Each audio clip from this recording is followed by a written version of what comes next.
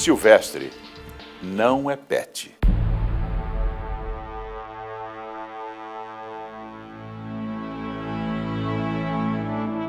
Poucos relacionamentos são tão sinceros quanto estes. São o resultado de milhares de anos de dedicação e convivência. Cães e gatos hoje fazem parte da nossa família. Conservam muito pouco do lobo selvagem ou do grande predador felino. Tornaram-se completamente domesticados e dependentes do ser humano. Hoje, estima-se que no Brasil, pelo menos 1 em cada 4 lares tem um animal de companhia. Talvez tentando recuperar o elo perdido com a natureza, em busca de status, por curiosidade ou até ingenuidade, outros tipos de animais são cada vez mais comuns nos lares urbanos. Os silvestres. Segundo o dicionário, o adjetivo silvestre quer dizer selvagem, agreste, bravio. São considerados animais silvestres aqueles que pertencem às espécies nativas do Brasil, ou seja, aqueles que devem viver livres na natureza. Cães, gatos, cavalos, vacas, galinhas e outros animais que hoje dependem do homem para sua alimentação e abrigo são considerados domésticos. Animais exóticos são aqueles naturais de outros países, mas que foram aqui introduzidos. Hoje, os mais variados tipos de répteis, mamíferos e aves viraram animais de estimação. Mas o que as pessoas procuram nesses animais? Porque é um bicho fascinante, né? É um bicho que assim, desperta curiosidade. Não é um bicho comum, né? Que o pessoal está acostumado a ver, que nem cão e gato. Mas é um bicho fascinante. É mais o fato de ser um bicho diferente, que você não está acostumado a você querer descobrir sobre a vida do bicho, né? Sobre a espécie do bicho. Tem que pensar bem, procurar saber bastante sobre a parte de cuidados, principalmente a parte de tempo de vida do bicho, que, por exemplo, esse aqui em média, acho que vive até uns 35 anos. Então, por exemplo, hoje eu tô com 30, com 65 anos, capaz que o bicho ainda esteja comigo. Quando a gente pensa nesses animais, a gente está pensando na faixa de uns 50 anos até 60 anos. Então, são animais, quando a gente compra, muitas vezes que não vão ficar conosco até o fim da nossa vida. É um bicho que vai crescer, é um bicho que vai dar trabalho, tem que estar em cima. Não é um bicho que vai poder ficar solto dentro de casa, né? Não é igual um cachorro que a criança vai poder ficar mexendo, pegando, apertando, correndo para lá e para cá. O cachorro é um bicho mais companheiro, né? O terrier, como não sei se vocês podem estar vendo, ele não é um bicho que ele gosta tanto de contato como um cachorro. Como é um bicho criado em cativeiro, ele nunca teve um contato com natureza assim tão exposta, né? Mas por esse lado é um dos fatores que eu acho que não é legal ter. Acho que nos silvestres em geral, mas nos pistacídeos com certeza, eles escondem quando eles têm algum tipo de doença, quando eles estão um pouco ruinzinhos, eles não demonstram. Todos eles têm exames, todos eles são exames periódicos, não são exames baratos também. Pode ser que uma hora ele esteja de mau humor e a gente não vai conseguir identificar isso, e o bicho, como a gente, pode estar num dia que não está legal para ele pode atacar, né? Ele pode ter uma reação inesperada. Esses animais mantêm os seus comportamentos naturais para os quais eles evoluíram milhares de anos. Essas adaptações permitem ao animal sobreviver nas condições ecológicas do ambiente onde eles se inserem. Ao retirar esse animal desse ambiente, está-se a criar um grave problema de equilíbrio fisiológico, indução de stress, indução de má qualidade de vida, em resumo, indução de sofrimento no animal. Quando a gente pensa nos animais, no cão e no gato, né, dentro dos lares, a gente tem que entender que esses animais já estão adaptados a essa vida. Esse ambiente já não é mais um ambiente estranho, a nossa casa não é estranha para os cães educados.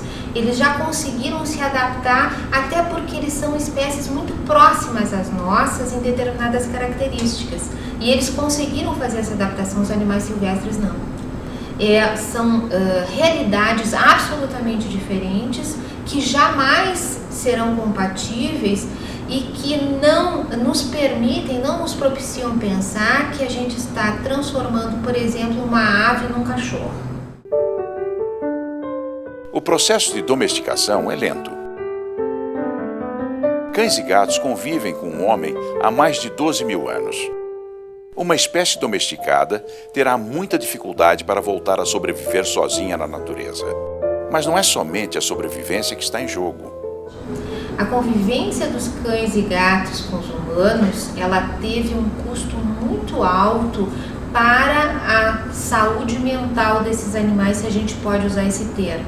Ou seja, existem muitos animais hoje que sofrem doenças comportamentais semelhantes às doenças humanas e que isso é fruto de uma vida em cativeiro, porque a nossa vida é uma vida em cativeiro. A gente tem que ficar convencido de que com os animais silvestres isso será uma tragédia, porque isso fará com que esses animais simplesmente percam todo o seu enraizamento, percam todas as suas referências e se introduzam num meio absolutamente anômalo. Nós vamos criar anormalidades. Ele não tem condições de se adaptar nessa vida urbana, não tem condições de se adaptar na nossa casa, e por eles silenciarem, porque nós não conhecemos os seus sinais comunicativos, não quer dizer que eles não sofrem. A Associação Mata Ciliar, um centro de reabilitação de animais silvestres, abriga diversos animais que tiveram seu comportamento afetado pelo convívio com o homem. O bugio gardenal, retirado de seus semelhantes para ser um animal de estimação, é um deles. Ele veio filhote, era criado por uma família como se fosse um filho, é sempre a mesma história. Só que um dia essa família ia sair de férias e esse filho eles não tinham com quem deixar, não podia levar junto, e deram esse filho pra gente. Ele foi batizado de gardenal porque ele era um bugio completamente atípico. O pessoal falava, ai, que bugio louco. Mas esse animal sofreu muito, porque o dia inteiro ele chorava, berrava, gritava, porque ele queria ficar no colo, ele precisava de atenção, ele tinha que ser amamentado, e nós tínhamos os outros animais para cuidar. O gardenal, não se achando um bugio, se achando um ser humano, não aceitava nenhum bugio por perto. Felizmente, depois de muitos anos, Gardenal acabou aceitando uma fêmea e hoje tem um filhote. Mas ele e sua família estão condenados a passar o resto da vida em cativeiro. Esse é o gato morisco. Ele foi criado também como um animal pet por uma família e ele tem um comportamento muito alterado, muito estereotipado. Quando alguém se aproxima, a primeira coisa que acontece com esse animal é aquele andar em 8, repetitivo, que é indicativo de estresse. Ele não aceita outro animal da mesma espécie junto com ele. O animal silvestre mais popular no Brasil é o papagaio. Entre as aves, os psitacídeos são os mais inteligentes, que é arara, papagaios, maitacas e todos esses afins. Quando nós colocamos esses animais junto aos outros papagaios, num recinto bastante grande, porque afinal de contas são animais de hábitos grupais, eles começaram a se automutilar. Eles perderam a identidade. Ele fala oi, ele começa a gritar, mas ele não está nada bem. Ele está com a pena arrepiada, ele está com problemas mesmo de saúde e principalmente muito triste. Se de repente nós decidimos, poxa, não vamos mais deixá-lo preso, vamos abrir a gaiola e soltá-lo, ele vai morrer. Óbvio, porque nem voar ele vai saber voar. Ele tem que passar por uma adaptação que leva muito tempo, uma adaptação muito cara, uma adaptação que vai precisar de muito esforço de todos nós para que um dia, quem sabe, ele possa ter uma qualidade de vida realmente boa. Muki tinha um dono que se cansou dele. Quando foi resgatado, tinha uma corda entranhada na carne, colocada quando ele ainda era bem pequeno, para que não fugisse. Foram necessárias 2 cirurgias para retirá-la de sua cintura. Mas sua história inspirou o projeto Muki, que cuida de muitos outros saguis, todos incapazes de retornar à natureza. Infelizmente, ter saguis como pet é até uma questão em algumas regiões cultural, né? E em outras como simplesmente um objeto de desejo. Então, cidades megalópolis como São Paulo, Rio de Janeiro, ter um sagui é ser diferente, né? As pessoas acham, eu dou amor, dou carinho, é tão pequenininho, ele depende de mim. E aí ele começa a crescer, começa a destruir a casa, começa a morder as pessoas, ser seletivo quando atinge a maturidade sexual. E isso se ele cresce, porque na maioria das vezes ele acaba entrando num processo de desnutrição, tendo doenças próprias. Os humanos passam muitas doenças para eles. Não somente os saguis, mas vários animais silvestres podem contrair doenças dos seres humanos. Eles também podem nos transmitir diversas doenças.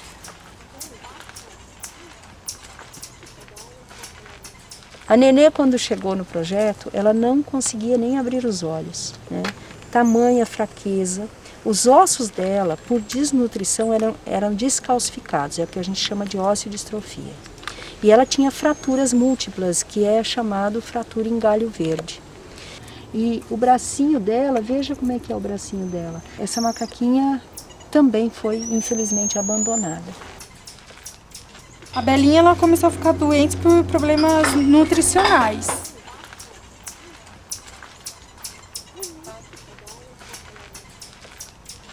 É um outro caso de um animal comprado numa loja, né? E o Bill foi levado para casa, cresceu, e num acidente doméstico ele teve uma fratura na perna. A pessoa, por medo de levá-lo a um veterinário e ser repreendido por ter um animal silvestre, deixou o Bill numa gaiola, tentou tratá-lo, a medicação foi inadequada. O Bill ficou com a fratura exposta e teve osteomielite. Funcho, venha pequeno, eu tô aqui, venha Funcho. Aqui, Chumbinho, traz o Funcho aqui, venha. Aqui, ó. O Funcho, gente, ele foi cegado com cigarro para ser vendido, para ficar mais manso. Eles geralmente fazem lesões absurdas nesses animais, embriagam, para dizer que o bicho está manso, que é domesticado. Funcho foi comprado, provavelmente, aí do tráfico de animais. E como nós sabemos que ele foi cegado assim com cigarro, pelas sequelas que ele tem, pelas marcas que ele tem, né? Então ele é cego dos 2 olhos. Muitas mutilações, infelizmente, são comuns no tráfico de animais. Quando as pessoas percebem, nossa, mas eu fiz tudo de bem para ele e mesmo assim não consegui mantê-lo, não consegui deixar ele saudável.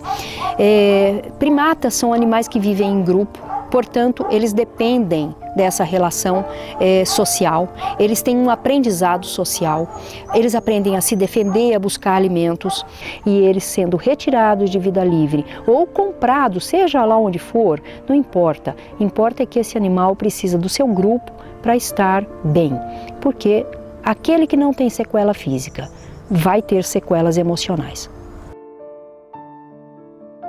A ciência já provou que os animais são seres inteligentes e que sentem todos os tipos de emoções. Será possível que eles vivam bem em cativeiro? Aves nasceram para voar, macacos vivem nas árvores, em bandos. Felinos andam grandes distâncias à procura de alimento. Para os animais silvestres, a vida em cativeiro, por mais confortável que nos pareça, significa a negação de toda a sua natureza. Então, só porque o animal tem alimentação ou porque está protegido da chuva, só porque o animal se está reproduzindo, isso não significa que o animal tem uma boa qualidade de vida. Porque o animal evoluiu para viver numa floresta que tem chuva, numa floresta que tem que procurar a comida. E muita gente esquece as necessidades comportamentais do animal, isto é, não basta apenas satisfazer a fisiologia, que o animal não esteja doente. Nenhum cativeiro, por mais enriquecido que esteja, pode propiciar essas coisas a um animal silvestre. A crescente demanda por animais silvestres, principalmente os psitacídeos, faz com que os grandes criadouros comerciais se tornem verdadeiras fábricas de ovos que são chocados em incubadeiras. Os filhotes não têm contato com os pais e são alimentados por seres humanos. Os animais não podem escolher seus parceiros sexuais e passam a vida em pequenas gaiolas sem qualquer enriquecimento ambiental. Como muitas vezes desconhecemos os sinais comunicativos dos animais, a ciência do bem-estar animal determinou 5 condições para sabermos se um animal tem boa qualidade de vida. Os animais precisam de água e alimentos realmente adequados à sua espécie, de locais amplos, limpos, sem grades que limitem seus movimentos. Precisam estar saudáveis e sem nenhum tipo de ferimentos. Eles precisam viver tranquilos e conviver com outros da mesma espécie, segundo as suas próprias escolhas. Eles precisam ter liberdade para expressar seu comportamento natural, de acordo com as necessidades de sua espécie. Ali está um bom exemplo de bem-estar. A construção do ninho é um bom exemplo de expressão dos seus comportamentos naturais. Um animal em cativeiro nunca teria a oportunidade de poder expressar este comportamento.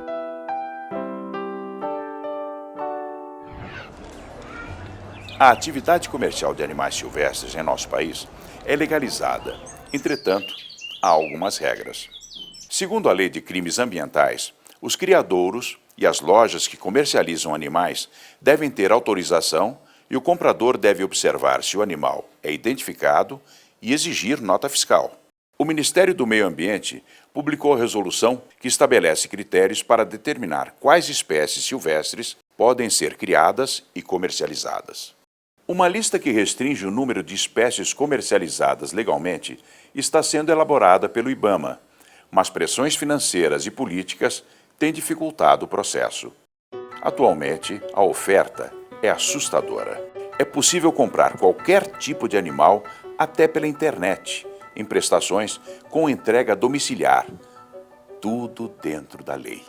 Até a década de 90, não se ouvia falar de tráfico de iguanas. Porém, a partir do momento em que se autorizou a criação comercial e que esses animais passaram a ser objeto de propagandas, de anúncio e do interesse da população, do convencimento da população de que aquele era um animal que poderia ser utilizado como pet, a partir disso nós tivemos, de forma não intencionada, mas o fomento ao tráfico de iguanas no nosso país.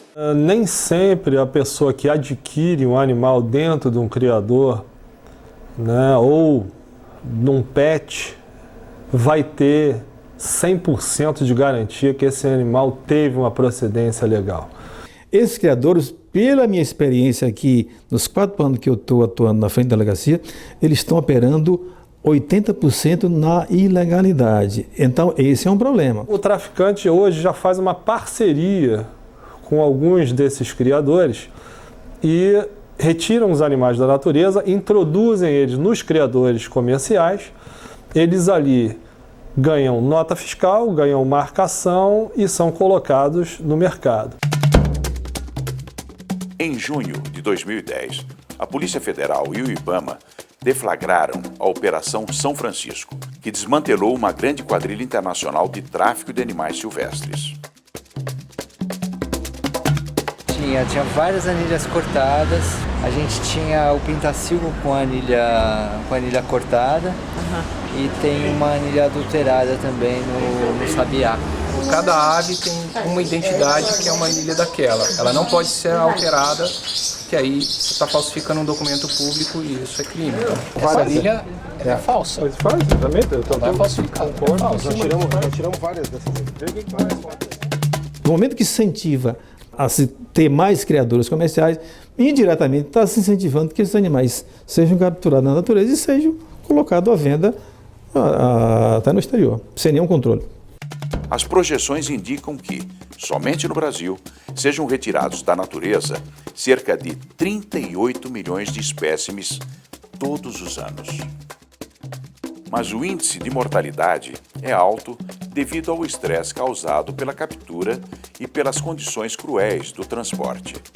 A maioria desses animais é capturada nas regiões Norte, Nordeste e no Pantanal. Eles viajam até os grandes centros consumidores do eixo Rio de Janeiro e São Paulo, escondidos, amontoados em lugares onde mal conseguem respirar. Sem uma fiscalização efetiva do órgão ambiental, eu acho que é uma boa hora de se rever essa política, de se incentivar os criadores comerciais. É uma questão de política de governo, realmente. Se você se não tiver comprometimento com a causa, se você não entender a importância, da participação da fauna nos ecossistemas, a gente realmente não vai chegar a lugar nenhum. Porque o que alimenta o tráfico é o consumidor. Se não parar de comprar o animal silvestre como um objeto de estimação em sua casa, não vai parar o tráfico, porque isso é que estimula. Você teria que investir na questão educacional, você teria que investir na questão administrativa, melhorando os órgãos administrativos, melhorando toda a questão de fiscalização, para que você não chegasse na outra ponta, que já é a parte criminal. Chegando aqui, você já não consegue resolver mais nada. Você faz todas as etapas investigativas, você consegue prender as pessoas, mas na hora de destinar esses animais e proporcionar a eles uma qualidade de vida em cativeiro, nós temos aí grandes problemas com relação a isso. O Estado não tem estrutura para cuidar desses animais da forma como deveria. É lamentável você ver como se encontram os centros de triagem de animais silvestres gerenciados pelo IBAMA em nível Brasil. Cálculos apontam que os animais apreendidos representam menos que 0,5% do total do tráfico. Mesmo assim, o Estado carece de recintos adequados para alojá-los e de programas eficientes de reintegração. Restam os zoológicos, que têm financiamento público, e as ONGs, que dependem de recursos próprios, como a Associação SOS Fauna, que luta para reabilitar e reintroduzir esses animais na natureza. O que leva o papagaio a ser um objeto do tráfico é pelo fato de ele imitar a voz humana, E todo mundo acha isso engraçadinho pensando que o bicho está falando. E, na verdade ele não está falando, isso pode ser até fruto de estresse, porque ele na verdade repete a voz. A maioria das pessoas que tem papagaios em casa, eles cortam uma das asas para perder o equilíbrio se ele tentar voar, ou então eles acabam pegando e acorrentando. Um papagaio não vive bem sozinho. Por quê? Porque é uma ave monogâmica, ou seja, quando ele arruma um companheiro ou companheira para o resto da vida, para os seus 50, 60, 70 anos. Quando você compra um papagaio e você está levando esse papagaio para a sua residência, você está privando essa ave da reprodução, você está privando essa ave do convívio social. Você encontra aquelas pessoas que falam, mas eu trato bem o meu papagaio porque ele fica dentro de casa, eu dou do bom e do melhor. Não, você não dá do bom e do melhor, porque um papagaio às vezes voa 100, 120 km por dia em busca de alimento. Quando se coloca uma ave em gaiola, é como se colocar um prisioneiro numa cela e ainda amarrar as pernas dele. Eu tenho certeza disso, que se um bicho que nasceu em cativeiro, sei lá, ele é da 12ª, 13ª geração em cativeiro, mesmo ele não tendo a mínima noção do que é liberdade, não tendo nunca sido liberto, ele com certeza, se ele pudesse escolher, ele ia escolher a liberdade, porque geneticamente isso está impresso nele, não tem como tirar isso. Que ninguém vá lá e simplesmente abra a gaiola e solte o bicho que quer soltar. Se ele quer, de repente, fazer uma entrega voluntária, procure o IBAMA, a Polícia Ambiental e faça isso. Porque a partir do momento que você quer soltar um bicho e acha bonitinho a liberdade, você tem que tomar muito cuidado, porque existe uma série de protocolos com relação a ecossistemas, a épocas do ano em que deve ser solta. Isso pode impactar com a fauna local. Esse tucano de bico verde que a gente está vendo aqui é um tucano que ele veio de uma apreensão na casa de uma pessoa em Itapecerica da Serra. Ele tinha um problema na perna e tinha as asas totalmente mutiladas, as penas, e hoje ele já goza da liberdade, né? E gradativamente ele está indo para se dispersar totalmente dessa questão do vínculo com a gente, né? E esse casal, na verdade, era um casal que veio do tráfico, já reproduziu aqui na SOS Fauna. Sempre reproduzem por aqui, acho que já tem a terceira ou quarta vez que eles têm filhotes, né? O lugar dessas aves é na natureza, como todo e qualquer animal silvestre. Eles têm um papel a cumprir, contribuindo para a biodiversidade e a preservação das espécies.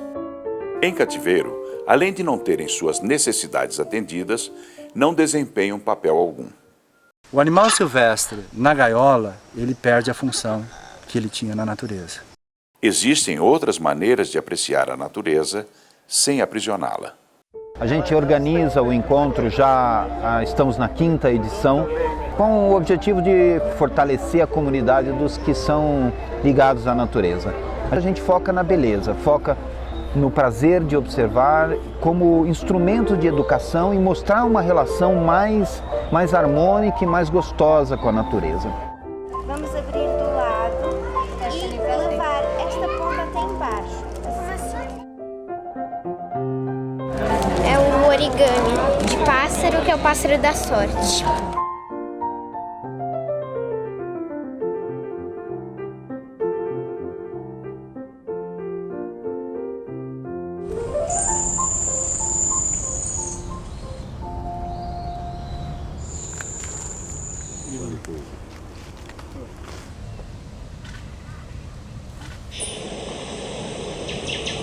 O que é isso aí, Bruno?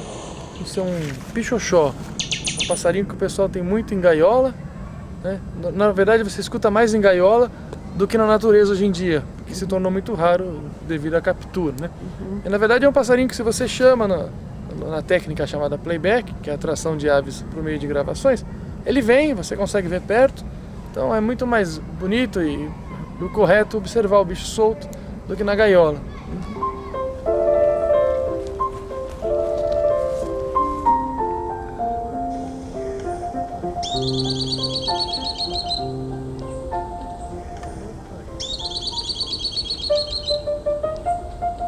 Despertar o interesse e transmitir para as crianças o respeito à vida animal e ao meio ambiente é fundamental. É legal a gente querer ter um macaquinho lá no quintal só pra ver ele fazer gracinha? Não! Onde é legal a gente ver o pássaro, o macaco, o peixinho? Aonde? Então, as crianças participam muito desse projeto, porque os animais estão no meio das crianças, né? Todas as crianças acabam tendo um animal preso numa gaiola e o gato e o cachorro solto. Então elas conseguem fazer esse paralelo e conseguem acabar entendendo que esses animais não podem ficar presos, que eles têm que estar na natureza para que a natureza não acabe. O que o passarinho faz na natureza? Voa. O que mais? Pode ir onde ele quiser.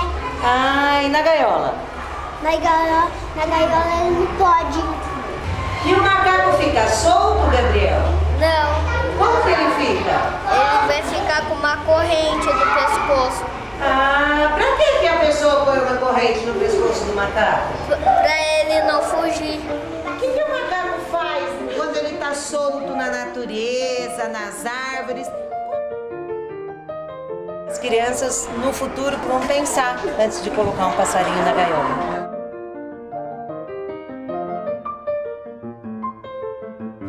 As pessoas precisam entender que um crime contra a fauna silvestre não é simplesmente um crime contra o animalzinho, mas é um crime contra a humanidade pela perda de função biológica de uma série de espécies em seus ecossistemas, e isso vai prejudicar a espécie humana fatalmente no futuro. A fauna brasileira é uma das mais ricas do mundo Ela parece inesgotável, mas não é. O número de espécies ameaçadas de extinção não para de aumentar. E somos todos responsáveis por isso. As pessoas só vão ter consciência a partir do momento em que elas tiverem capacidade e condição de se colocar no lugar de um animal. A partir desse momento, né, em que as pessoas sentirem todo o sofrimento, toda a atrocidade e toda a atividade absolutamente ilegal, negativa que nós temos em relação a essas espécies, certamente nós daremos passos largos para diminuir o tráfico de animais silvestres e quisera, oxalá, acabar com ele. As aves são lindas, os macacos engraçadinhos, os répteis diferentes. Mas não será um ato egoísta aprisionar esses animais em nossas casas? Sejam retirados da natureza ou já nascidos em cativeiro, esses animais silvestres, mantidos como pets, sofrem muito. Mesmo que a lei autorize esses nossos caprichos, será que temos esse direito? Não será um ato inconsequente para com a natureza e para com a vida?